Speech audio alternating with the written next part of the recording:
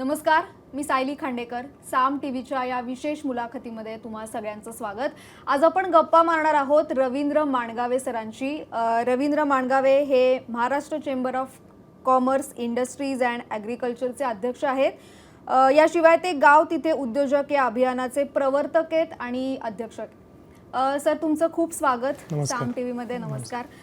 याच विषयी आपण गप्पा मारूया. माझा पहिला प्रश्न हाच आहे की मुळात गाव तिथे उद्योजक हे अभियान काय, या संदर्भात तुम्ही आम्हाला थोडक्यात सांगितलं. गाव तिथं उद्योजक हे अभियान गावामध्ये उद्योजकता निर्माण करणे, प्रत्येक गावात एक यशस्वी उद्योजक उभा करणे हे आहे.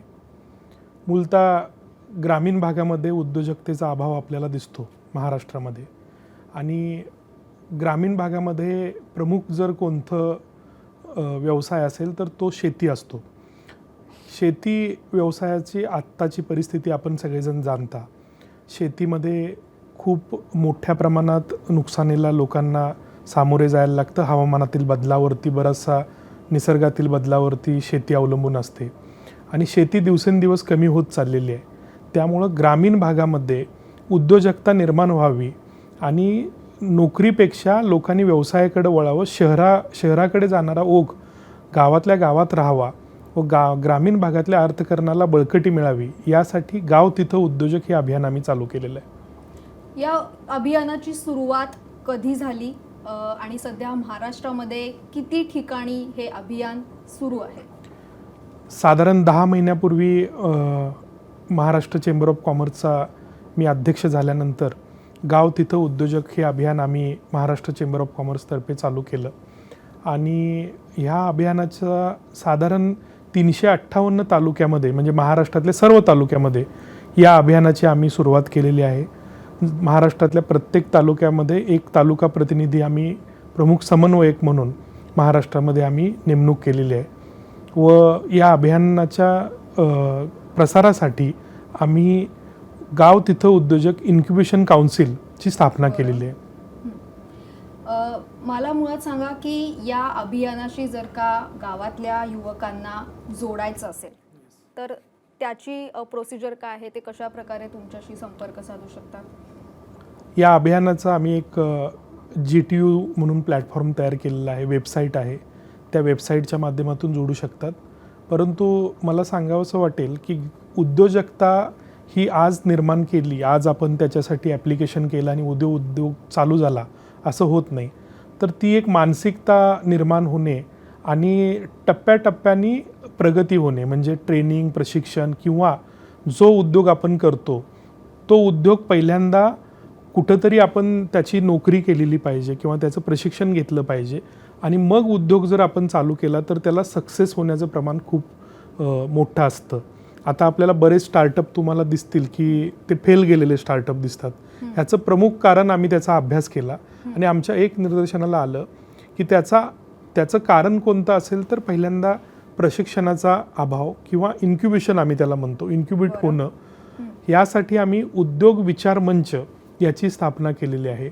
प्रत्येक गावामध्ये आम्ही उद्योग विचार मंच स्थापन करतोय, ज्याच्यामध्ये पहिल्यांदा उद्योजक होण्यासाठीची जी मानसिकता आहे ती मानसिकता तयार करणे, त्याला प्रशिक्षण देणे, ट्रेनिंग देणे, त्याचे स्किलप्रमाणे त्याला उद्योग निवडीसाठी त्याला प्राधान्य देणे आणि मग त्याला उद्योजक यामध्ये त्या प्लॅटफॉर्मवरती मग त्याचा फॉर्म भरून घेणे किंवा त्याला पुढच्या सगळ्या कनेक्टिंग रिसोर्सेसशी जोडणे, असं आम्ही करतो.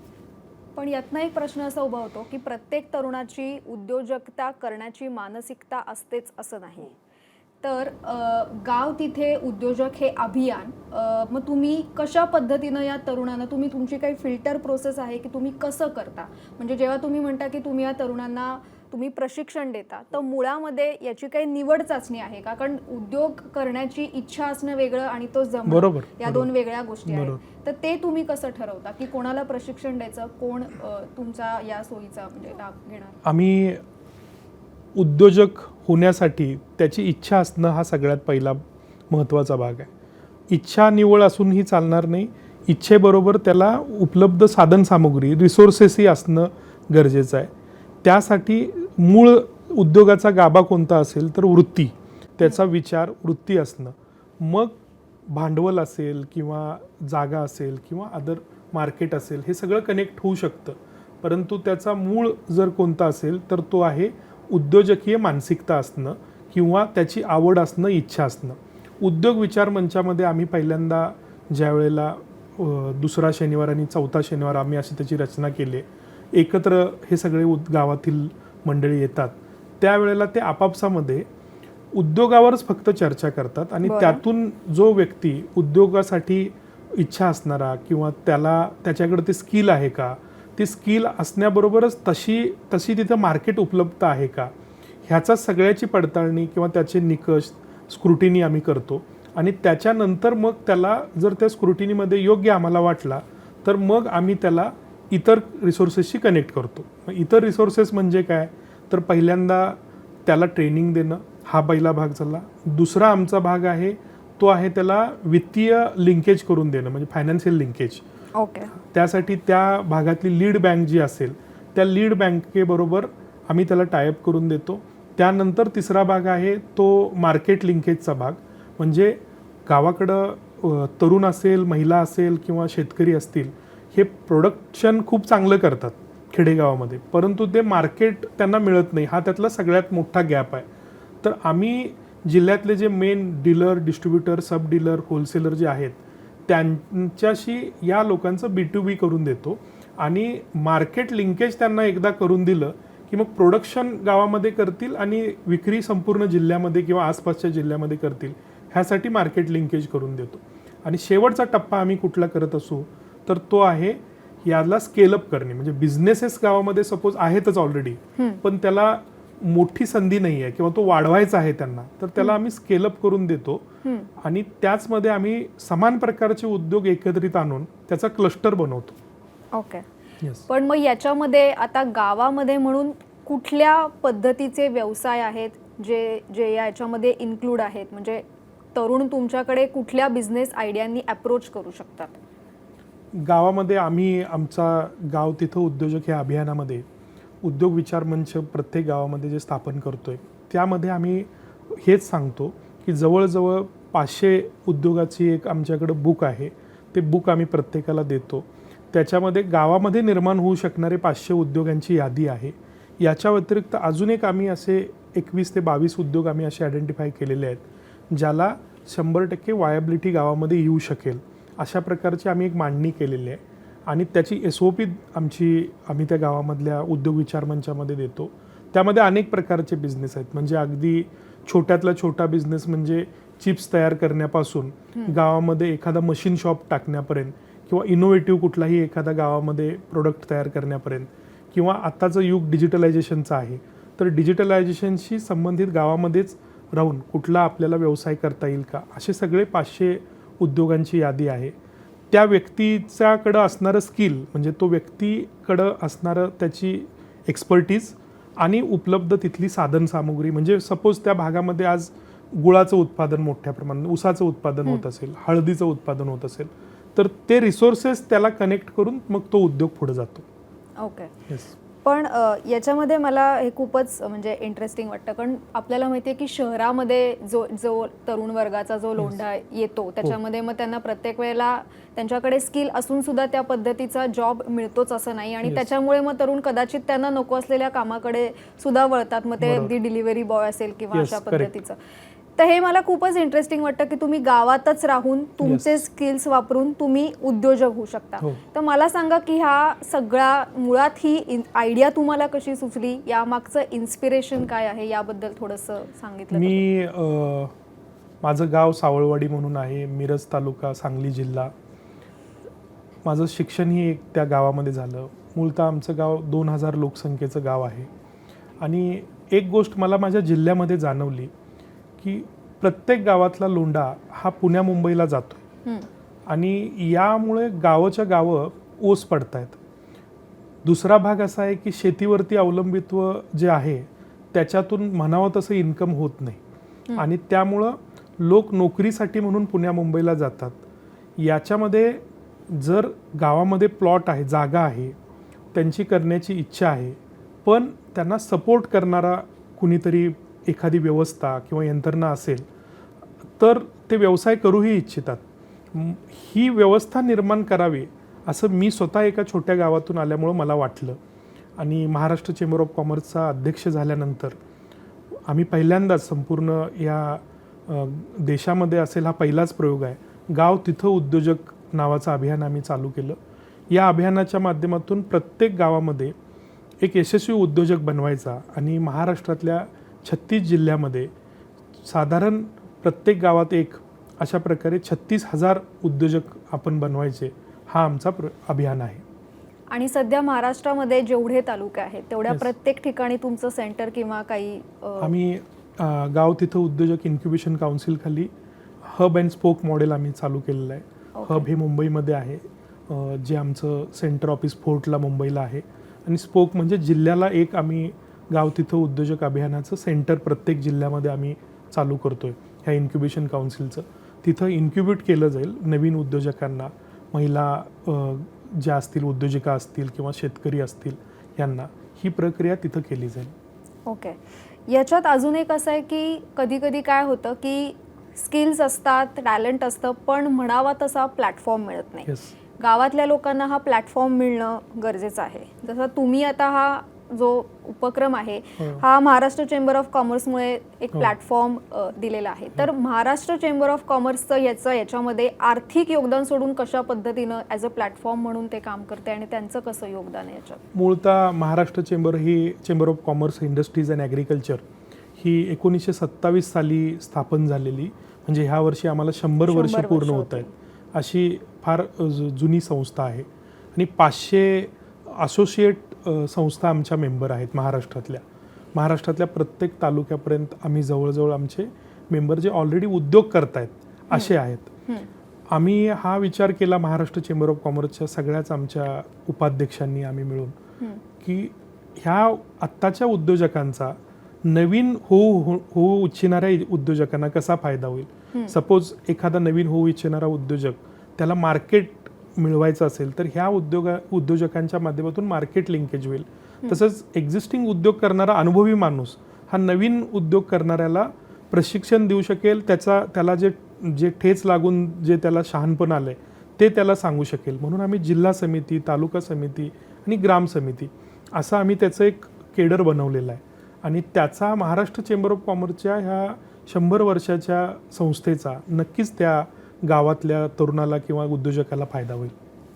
एक याच्यामध्ये असं आहे की महिला वर्गाला जास्तीत जास्त वर्कफोर्समध्ये आणण्यासाठी आणि गावातल्या महिलांना विशेषतः, तर त्या संदर्भामध्ये गाव तिथे उद्योजक आणि in general Maharashtra chamber of कॉमर्सकडनं काय प्रयत्न सुरू आहेत मला दोन्हीकडनं सांगा. कारण महिलांनी पुढे येणं आणि वर्कफोर्समध्ये येणं हे खूपच महत्त्वाचं आहे. बरोबर.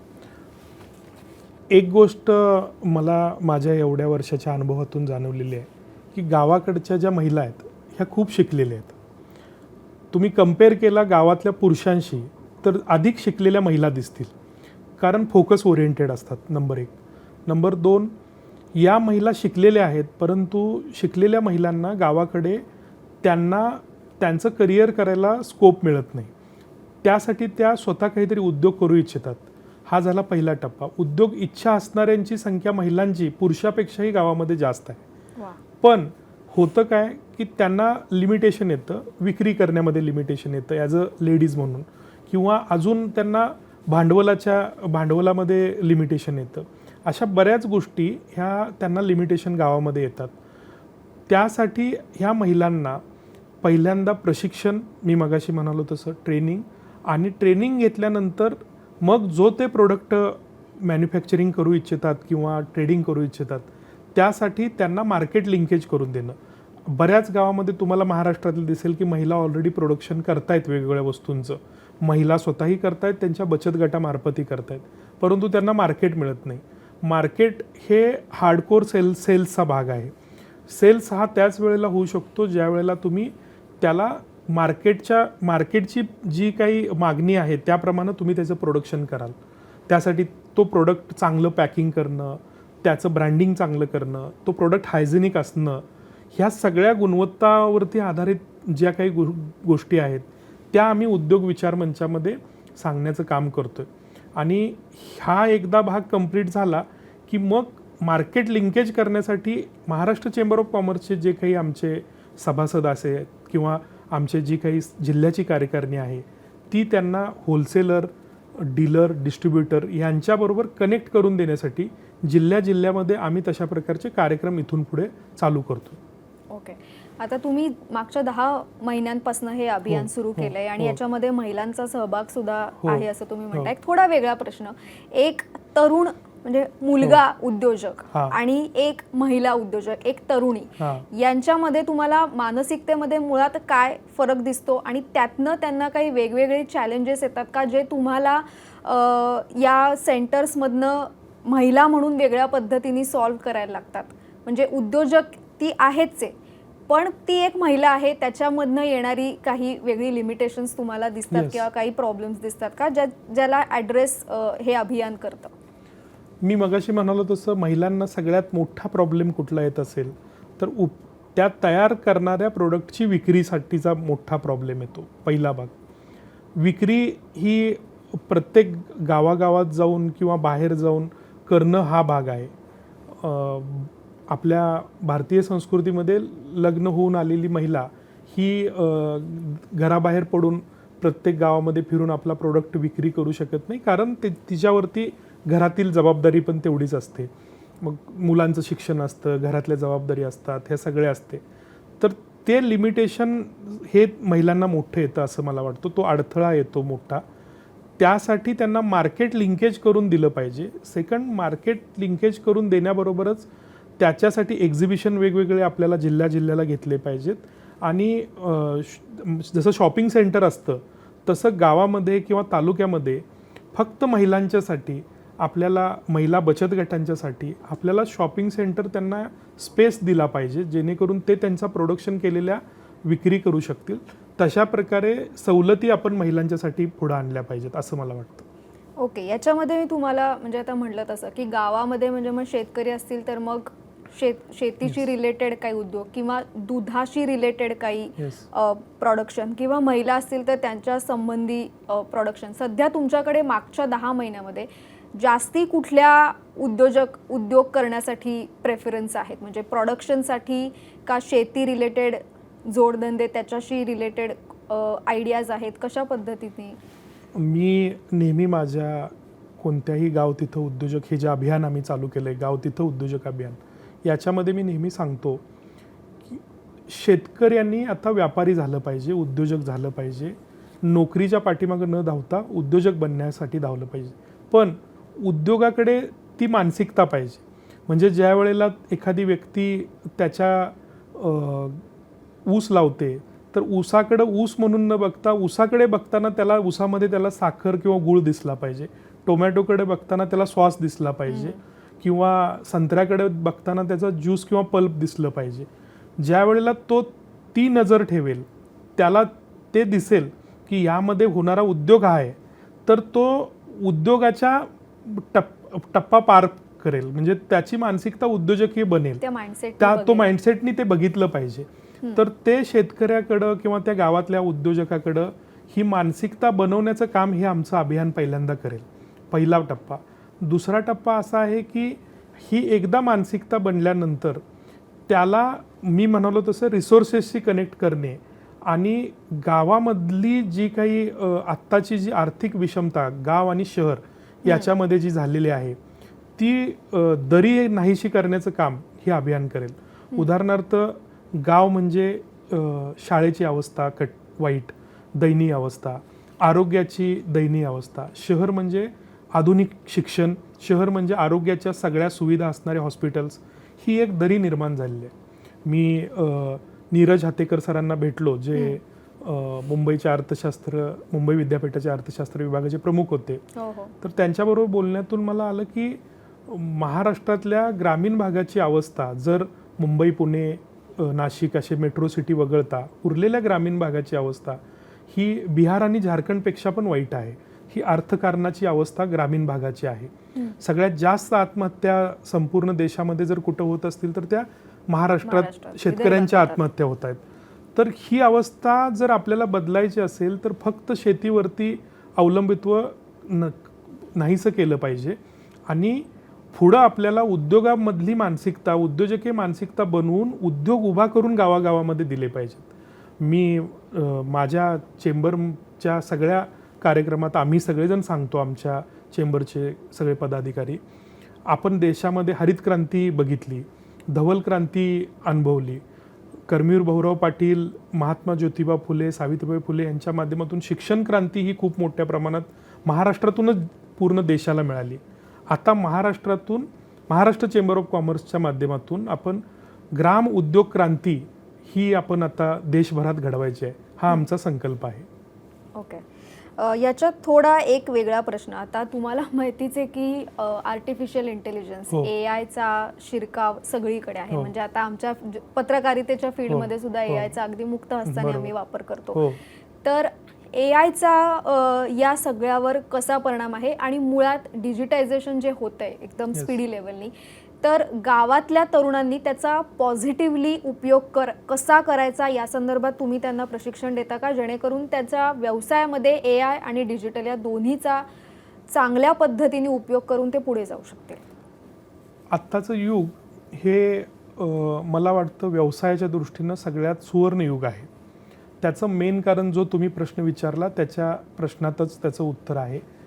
डिजिटलायझेशन आणि एआय चा वापर याच्यामुळं आत्ताचं युग हे उद्योगासाठी सुवर्ण युग आहे, विशेष करून ग्रामीण भागातल्या युवकांच्यासाठी, ग्रामीण भागातील लोकांच्यासाठी. कारण तुमच्या हातामध्ये आज मोबाईल आहे, तुमच्या घरामध्ये आज इंटरनेट आहे. जगाच्या पाठीवर कोणत्याही देशातला कोणताही उद्योग तुम्ही गुगलवरती जाऊन, यूट्यूबवरती जाऊन किंवा अन्य इंटरनेटच्या माध्यमावरती जाऊन तुम्ही सर्च करू शकता. पूर्वी हीच अवस्था आपण पूर्वी कंपेअर करू, जर एखाद्याला उद्योग उभा करायचा म्हणल्यानंतर त्याला त्या शहरामध्ये जायला लागायचं, त्याची ओळख काढावी लागायची, तिथला बिझनेस बघण्यासाठी तो जो उद्योजक असायचा तो त्याला दाखवायचा नाही. अशा बऱ्याच लिमिटेशन होत्या. परंतु आता तुम्ही म्हणाला तसं डिजिटलायझेशन आणि एआयमुळं इतकी चांगली संधी त्याला निर्माण झालेली आहे. तो मोबाईलवरती जाऊन यूट्यूबवरती असेल किंवा अन्यवरती कुठलाही बिझनेस आज तो फक्त क्लिक केला की त्याला पूर्ण त्याची रचना, प्रोडक्शन कसं केलं जातं, विक्री कशी केली जाते, जगात त्याचे बायर कोणकोणते आहेत, ह्याच्यासाठी कोणत्या कोणत्या इम्पोर्ट ड्युटी, एक्सपोर्ट ड्युटी काय आहे, ह्या सगळ्याची माहिती आज त्याला फक्त आणि फक्त घरात त्याच्या बसून उपलब्ध आहे. मग ती ग्रामीणमधल्या ग्रामीण म्हणजे अगदी इंटेरियरमध्ये जरी गेला तरी त्याला ही माहिती मिळवणारी सुवर्ण युग आत्ता चालू झालेलं आहे. त्यामुळं डिजिटलायझेशन आणि एआयमुळं उलट उद्योगाच्या प्रचंड संधी ग्रामीण भागात निर्माण झालेल्या आहेत.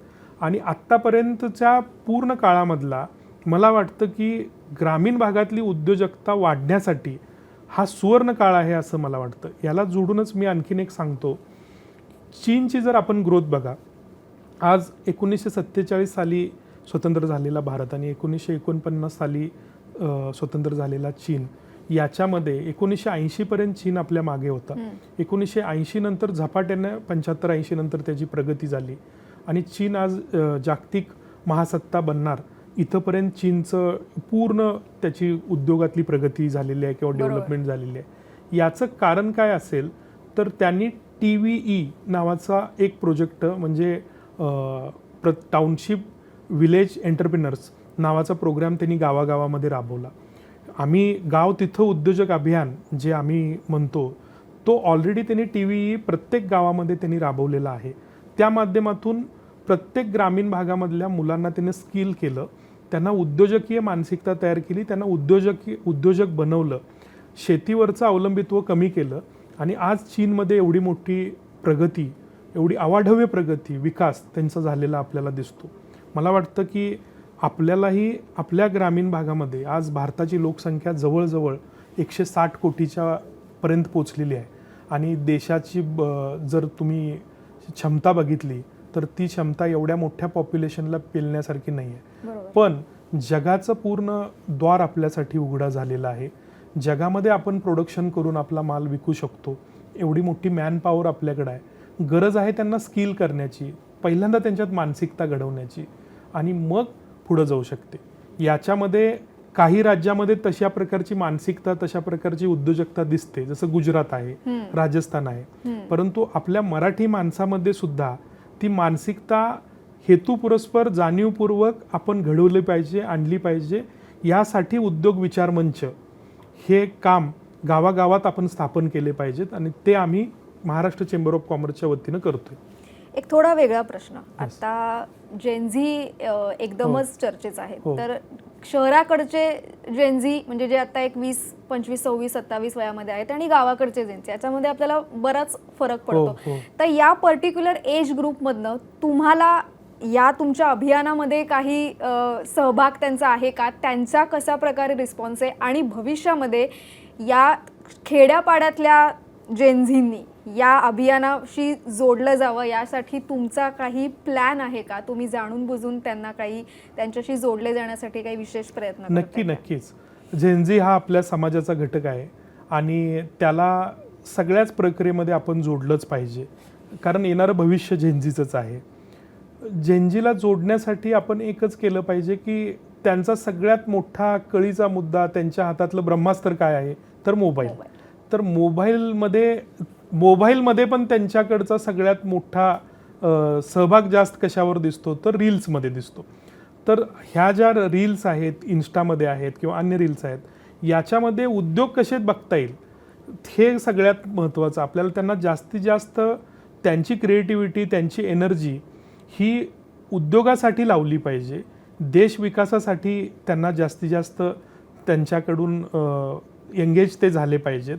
त्यांची क्रिएटिव्हिटी, त्यांची रचनात्मकता, सृजनात्मकता जर नवीन काहीतरी इनोव्हेटिव्ह प्रोडक्ट तयार करण्यामध्ये, रिसर्च ओरिएंटेड जर आपण त्यांना तशा प्रकारच्या रील्स, तशा प्रकारच्या इन्स्टावरती असेल, फेसबुक असेल, व्हॉट्सअप असेल, सोशल मीडियावरती असेल, हे जर आपण त्यांना दाखवू शकलो तर नक्की त्यांची एनर्जी ही काहीतरी सृजनात्मक करण्यासाठी आपल्याला क्रिएटिव्हिटी, एनर्जी आपल्याला वापरता येईल. नक्की.